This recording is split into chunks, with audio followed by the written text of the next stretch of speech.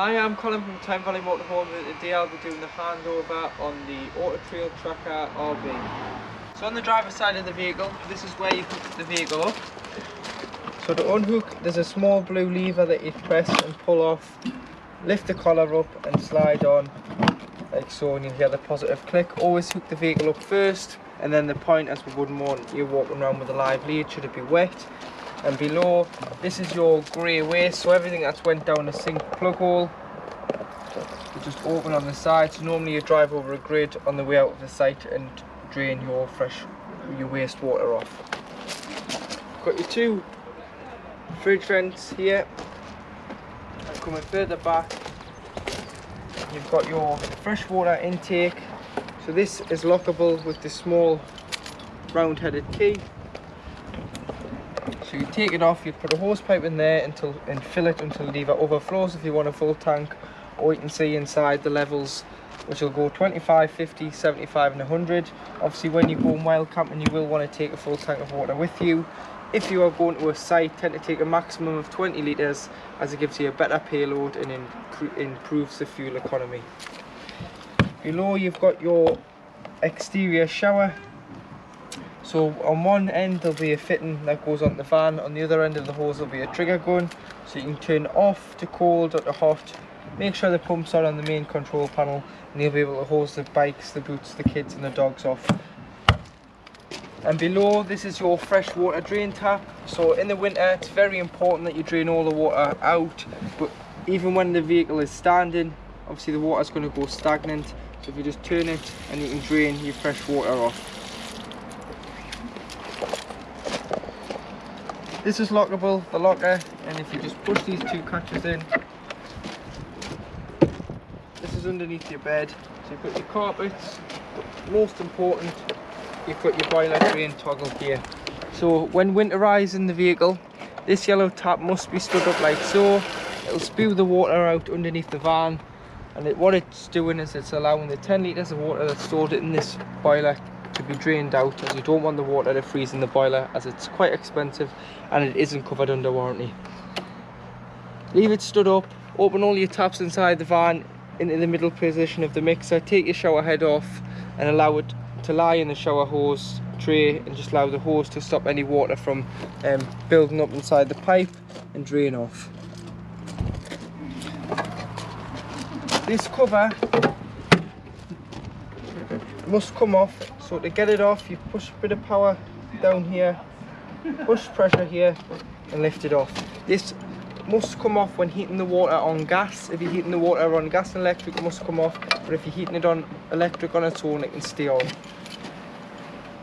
But this is for where the flue for your water heater, so if you tried igniting it on gas with the cover on and it'll not ignite anymore, a tip is just to blow into here and eliminate all the gas that's in there, and it will ignite again.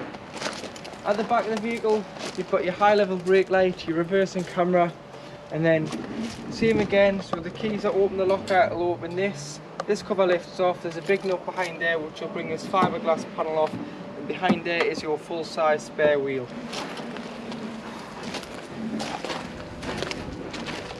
On the passenger side of the vehicle you've got your external gas point, so you'll get a bullfinch connection here, and then you'll need some orange hosing and some Jubilee clips to collect the hose to the connector and then to your Cadillac or your external barbecue, and it'll run off the bottles on board. In here's your toilet, so this is your cassette. So to get your cassette out, lift the orange handle up and it'll slide out like so, and you're empty. Take the cover off, press this button and you'll be able to drain it off like so. Once you've drained it off and emptied it, put some water in, give it a slosh around and drain off again. And then if you are using the liquid form of chemical, a cap full of chemical into here and it's ready to go back near the vehicle. If you're using the tablets, a pint of water into the cassette, push it into the van and then drop a sachet in the tablet form down the toilet and it'll break up into the liquid. The cassette won't come out if the blade is in the open position, it must be closed, but I'll show you that from the inside. Going further down, so this is your gas locker, LPG, liquid petroleum gas, and in here you can fit 2 6-kilogram bottles. So always make sure the bottles are tied in and turned off when travelling. But to get the pigtail onto the bottle, it's a left-hand thread and hand tighten. Turn on at the top of the bottle, and then if you just press this button for 3 seconds, it allows the gas through the crash valve and into the van. Just behind the passenger door, you do have your diesel intakes. That opens with the main ignition key and you can fill up with diesel.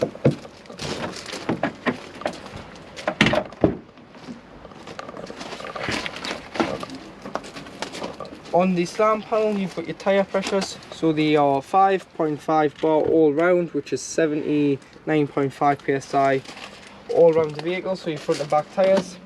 Underneath the passenger seat is everything you need to change your wheel, so it's got a jackknip brace, a tow knife and a screwdriver in there.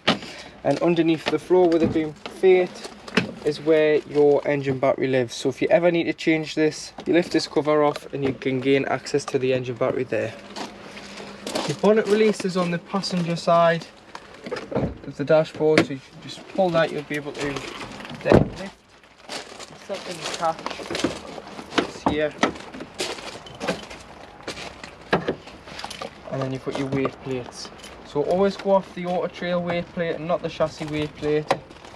So it's 4250. If you were to put anything on the back and tow with it, your train weight can't exceed 5290. You've got your paint code here. You've got your radiator fluid, brake fluid, power steering fluid, and the main one you're going to need, which is your screen wash. And then you've got your oil filler and your oil dipstick just down here for checking your levels before your trip. And then should you ever need to jump start the vehicle or give or receive one, you've got your earth there, so that's where your black clip would go, and your positive here, which would be where your red clip would go.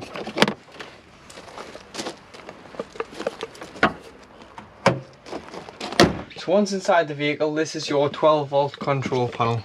So to turn it on there, and then below you have your pump, which will surface all your taps, your toilet, your exterior shower and your interior shower, and then you've got your awning light.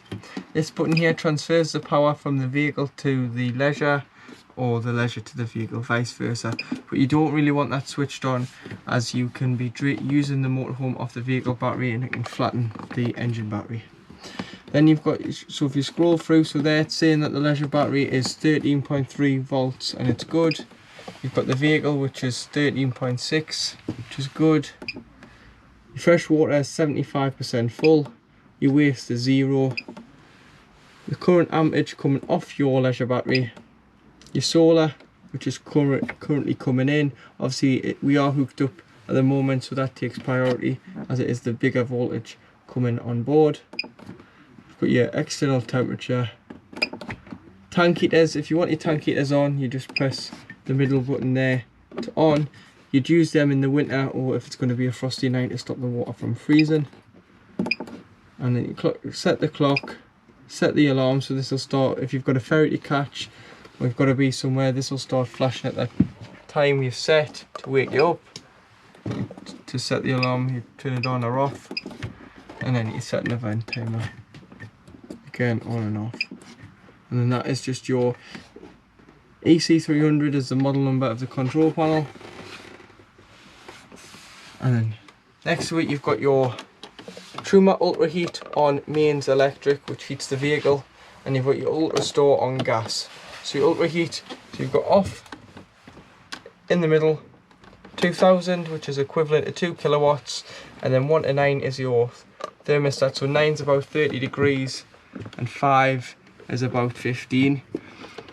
And then you've got half a kilowatt, which is 500 watt, or 1000 watt, which is 1 kilowatt. So you may be asked to use these on smaller CL sites, but on most sites around the UK you can use 2000, which is 2 kilowatts. And next to it you've got your off in the middle, you've got heating your water at 50 degrees at the top. On gas, this is where the cover must come off the driver's side rear of the vehicle. And you've got on 70 degrees. It'll indicate red if you've left the cover on or if your gas isn't turned on. and this will heat the water to the desired temperature in the boiler, and once it hits 50 or 70 degrees it will switch off, and then once the water cools back down it will kick back in. Now in your kitchen, to operate your fridge, which is a Dometic fridge, turn on here. You've then got three sources, so you've got mains electric when hooked up on 240 volt. You've got gas, which you'd use if you were wild camping, which means you weren't hooked up to mains electric, so you'd have to use gas. And you've got the battery setting, which only works when the engine's running, and this setting is just to keep the fridge at the same temperature as that when departing. So the idea here is, if you're lucky enough to keep it at home, or you've got mains hooked up at your storage yard, you hook the vehicle up the day before, put your shopping in, allow it to cool overnight, and then when you are ready to travel, you put on the battery setting when the engine's running, and this will keep it at a nice chilled temperature, so your shopping won't go off when you're travelling. So you've got mains electric here, which we can go on now because we are hooked up. You've got gas, which will self-ignite. If there was a problem with gas, it would start flashing here, like it will now because we are stationary when I put it onto the 12 volt setting. It's failed because the engine's not running. You can press this and try and reset it, but it's still failing because we aren't running. So then you'd go back to a source that you knew you had, and then you've got your temperature, so 1 bar being the warmest to 5 bars being the coolest. Also, part of when you've stopped using the vehicle, if you clean your fridge out, the last thing you want to do is shut your door because you're trapping the air in, and then the mould and moist will start growing. So if you just push here and slide this out, it means that the door won't lock. You'll still be able to get air circulation in and out the fridge. Above you've got your space for your plates and your cups. So your plates go on this rack here, and you've got your main isolation plug for your microwave, which is only when hooked up. And to wake your microwave up, you just press eco, and then it's a 800 watt household microwave. Your cutlery drawer and your various other drawers here. You've got your gas taps in the bottom one. So these are mainly for when the vehicle is habitation serviced. Any problems with gas, turn off at the top of the bottle just to be safe. This is just to make sure that when the vehicle is serviced, that your gas is working to the correct standard.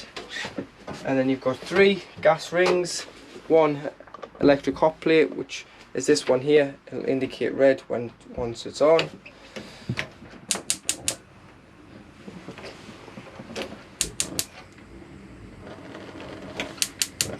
3 gas rings. So if you've had the hot plate or the gas rings on, allow it to cool before you put the glass lid down. And then below you do have your grill. So take your grill pan out when travelling, or wrap it up, as this is where you'll get your noise from. And do the same with the oven shelf. And there you have the oven lid as well.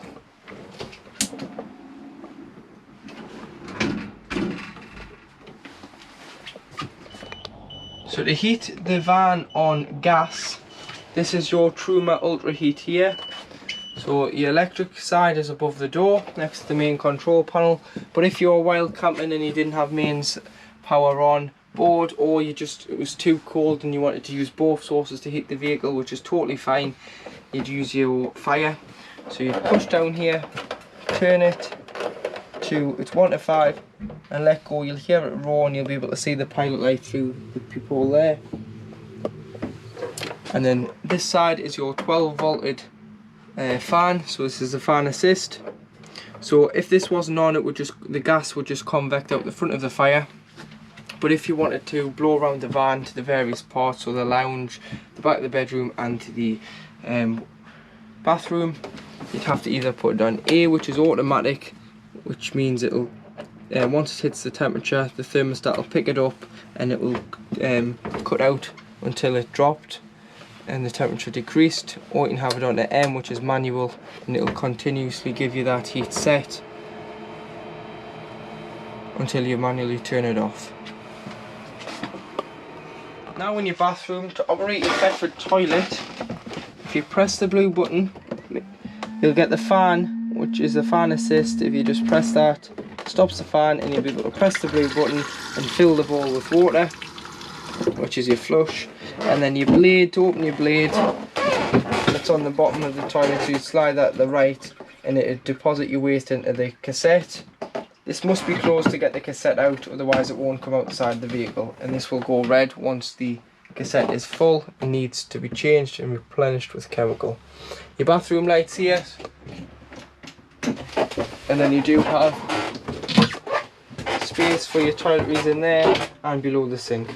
To open this skylight, so you push the button in, pull the lever, or you can put it into the groove should it be a nice day and you want a nice bit of ventilation in the bathroom.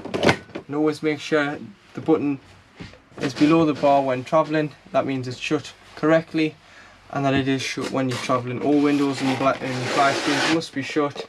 You've got a blackout blind and a fly screen. And then in the bathroom, the shower screen is just magnetic. You've also got a towel rail here, which can also be used if you've been caught in the rain. You can hang your wet clothes in there and let it drip dry, because this is with the heating on, this is the smallest space in the van. It gets lovely and warm.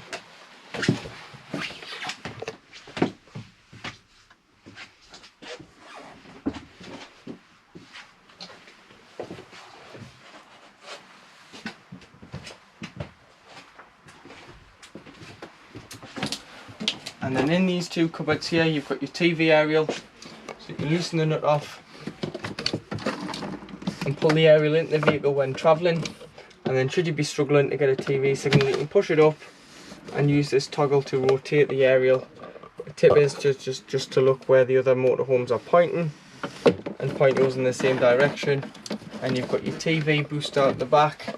So your amplifier, so should you be struggling to get a TV signal, you can try boosting the signal or lowering it just to see if the signal is too strong.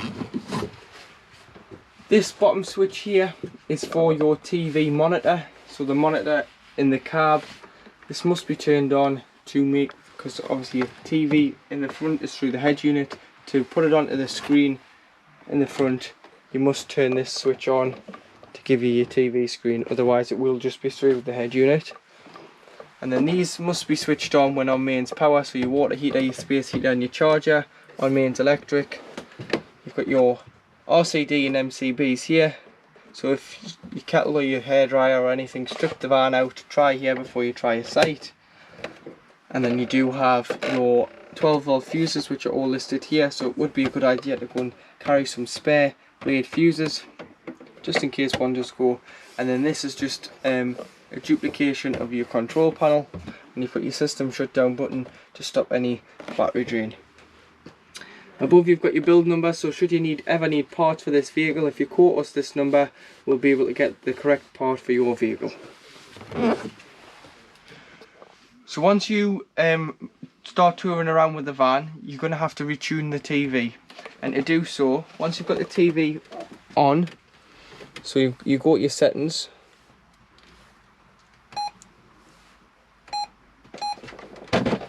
So you're at your main menu, you've got your radio, you've got your Bluetooth, you've got your GPS, but to get your TV on you press the TV icon, it'll then bring up the TV.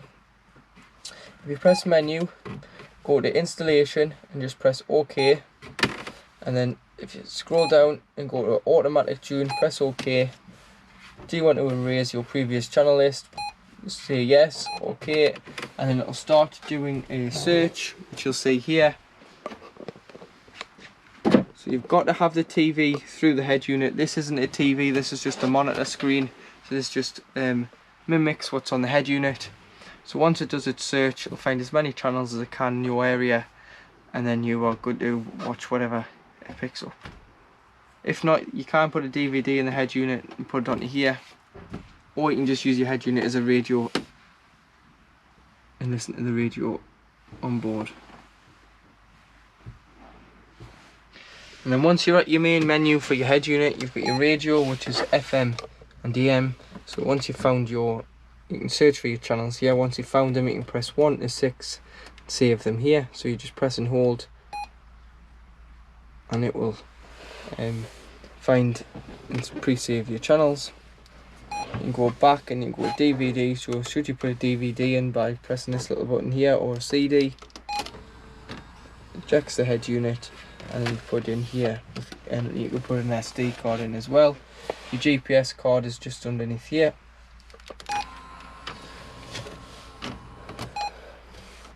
You go to Bluetooth,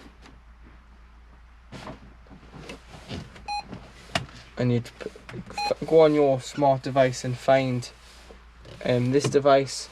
It'll then ask you to, once you've paired to it, it'll ask you if the pins match. Once they do, it'll ask you if you want to save your phone book to the vehicle. Press yes, because then whoever rings you, it will come up on the head unit, and then you can dial, or you can go to your phone book should it be paired. You can go to your settings, or you can go to your music and stream your music off your phone, so your audio onto here.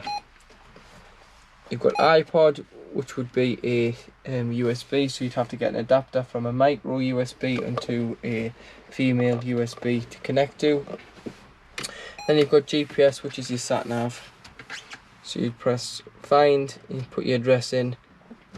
So with the sat navs, always don't put your home address in. Put the street or the street before your house, just because if the vehicle is stolen, they then know where you live. So don't put your home address in.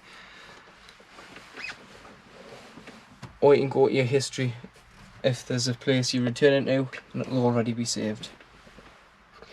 So to black your cab out, you've got Remus cab blinds on the side and the windscreen. So if you just pinch these and allow the bottom to lead, and then same again with your windscreen. So if you just pinch them together, and they're just magnetic, and then you've got exactly the same on the passenger window.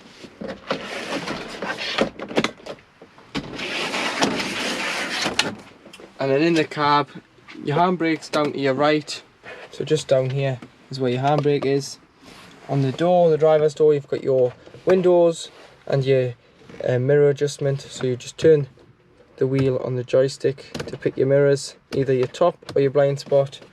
You've got your headlight adjustment down here, and mode, which will change the date and time on your trip computer. Your trip computer is accessible by the end of the stalk, so this will tell you your miles per gallon, your travelling times, your instant consumption, your average consumption, and so on. And then you've got your lights and your indicators here. Cruise control down here. 6-speed manual gearbox with you'd lift the collar into reverse, and that'll show on here like so. So that's just telling us, the constant beeping is just telling us I'm hooked up and not to go anywhere. And then if you lifted it up, that's your reverse camera on there. You've got a padlock on the unlock and a lock padlock. The padlock locks the doors, so it'll lock the habitation door and the cab doors on a night. All your other lockers will have to be locked manually. You've got your hazard lights, you've got your rear fog lights, and your heated mirrors. Here you've got your temperature and your fan speed. Must be on at least one or more for the aircon to work, and then where you want the air to go, so your distribution and your circulation, either recirculating air or bringing fresh air in. This is lockable by the key, so should you have any valuable items, you can lock them in there. And then this also heats here and cools here, so if you've got any sweets and chocolate for the road, you can put it in there, keep it nice and cool instead of getting up and down to the fridge. And you've got your carb lights and your visors.